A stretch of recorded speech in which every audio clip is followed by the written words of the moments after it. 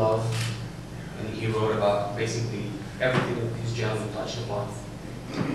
Misery, humor. So to study Shakespeare at a young age influenced me a lot. The second thing is music. I loved Chopin when I was young, introduced by my dad. His Nocturne, I don't know if people are familiar with Nocturne. Which one?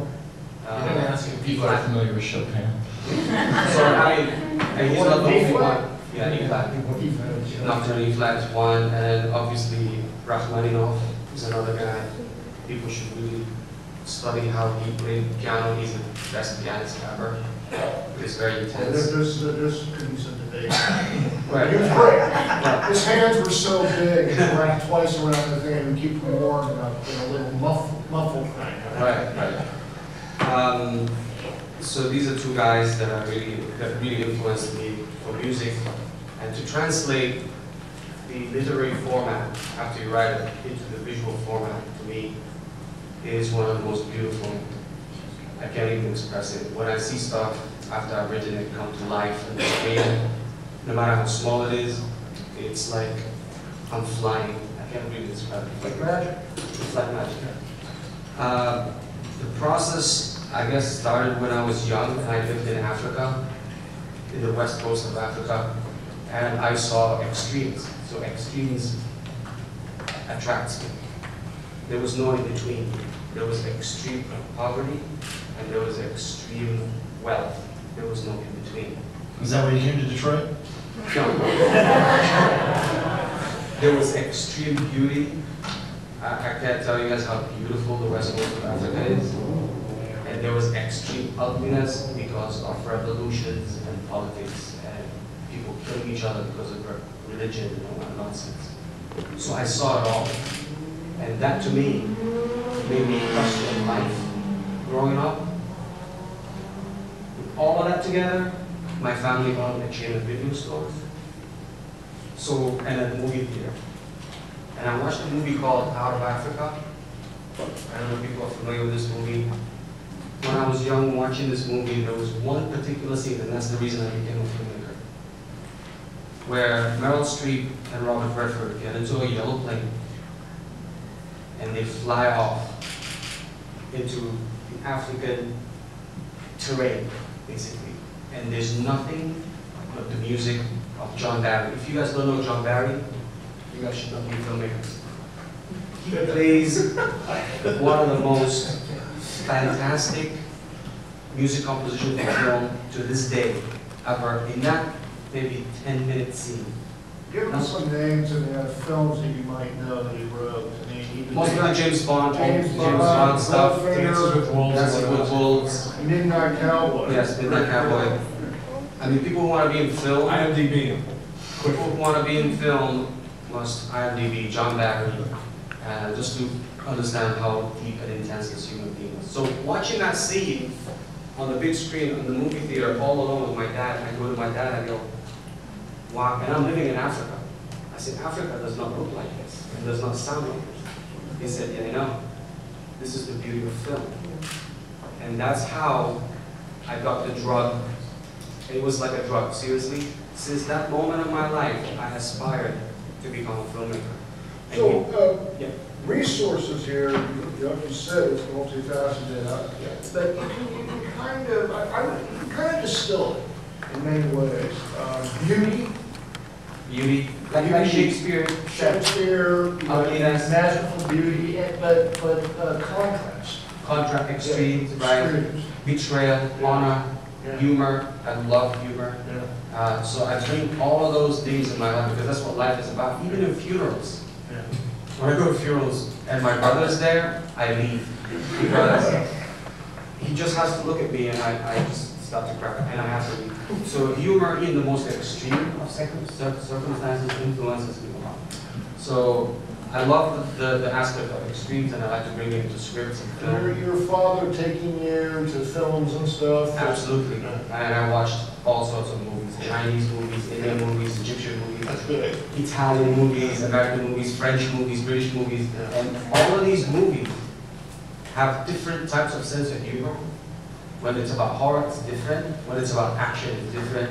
Chinese movies, watching them at a young age, is actually very funny to me, when it wasn't funny to other people, and so on and so forth. So that, I drew a lot. I took a lot of information out of that, and I use it currently in everything that I do. Yeah, that's good. Yeah. I'm into extremes too. I look macro, micro. Yeah. You know, I look at life as a swing pendulum. You know, you can swing into like an intense heat, get a little pain there, then you swing back into ice cold, and it just goes back and forth, back and forth. The best way to drink, if you like to drink, is to get the chemistry down, which is hot. Drink some cold drinks. You got to balance it out. I don't do that anymore, but I was pretty good at it. I was bartending. Let's go to Christos there. Christos. All right, your resources.